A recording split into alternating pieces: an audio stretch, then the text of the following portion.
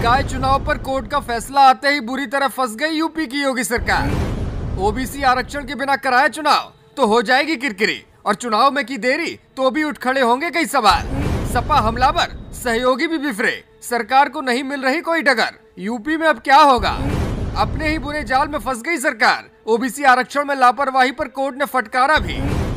UP में निकाय चुनाव की खिचड़ी पकते पकते इतना समय लग जाएगा, न तो सरकार ही समझ पाई और न ही विपक्ष। पहले तो सरकार ने नियमों को ताक पर रखकर मनमाना ओबीसी आरक्षण लागू कर दिया और सोचा कि सरकार जो चाहेगी कर लेगी, लेकिन ऐसा हो ना सका।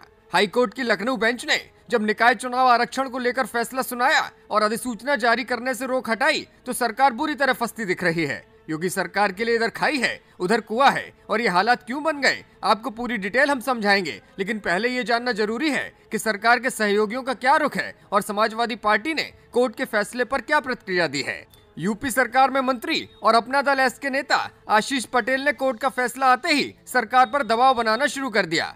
पिछड़ों की राजनीति करने वाली पार्टी अपना दल के लिए कोर्ट का फैसला चौंकाने वाला साबित हुआ है। कोर्ट के फैसले के मुताबिक अगर ओबीसी आरक्षण को किनारे रखकर सीटों को सामान्य घोषित करके जल्द चुनाव कराया जा सकता है। ऐसे में अपना दल एस ने साफ साफ कह दिया है कि हम बिना ओबीसी आरक्षण के निकाय चुनाव कतई नहीं होने देंगे और कोर्ट के फैसले को सुप्रीम कोर्ट में चुनौती देंगे। इसके साथ ही समाजवादी पार्टी की ओर से भी कड़ी प्रतिक्रिया सामने आई है। सपा के ट्विटर अकाउंट से लिखा गया, पिछड़ा विरोधी भाजपा का असली चेहरा आज सामने आ गया है। भाजपा यादव विरोधी तो थी ही, भाजपा ने कुर्मी, कोयरी, लोहार, भुर्जी, कश्यप, निषाद, मल्लाह, गोंड, धुरिया, नाई, तेली, मौर्य, शाक्य, कुशवाहा समेत सभी अन्य पिछड़ा वर्ग को सबको धोखा दिया है। समस्त पिछड़ा वर्ग भाजपा की नीयत जान ले। आइए अब आपको समझाते हैं कि भाजपा के लिए कोर्ट का फैसला गले की फांस कैसे बन सकता है। दरअसल कोर्ट ने गेंद सरकार के पाले में डाल दी है। सरकार को जल्द चुनाव कराने के निर्देश ये कहते हुए दिए हैं कि बिना ओबीसी आरक्षण के ही चुनाव करा दिए जाएं।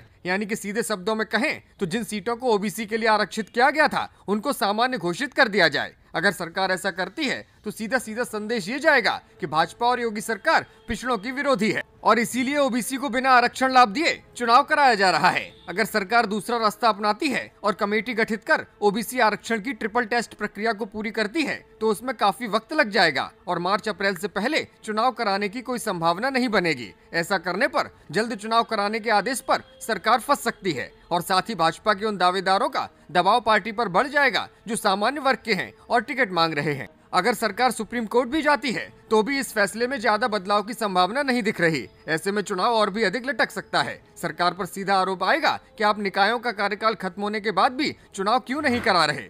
कुल मिलाकर हर परिस्थिति में सरकार फंसती दिख रही है। सरकार अगर 6 महीने पहले ही नियमों का पालन करके ओबीसी आरक्षण की प्रक्रिया को अपनाती तो ये रायता नहीं फैलता, लेकिन सरकार की मनमानी ने निकाय चुनावों की प्रक्रिया को बुरी तरह फंसा दिया है। आप क्या सोचते हैं? कमेंट करके हमें जरूर बताइए।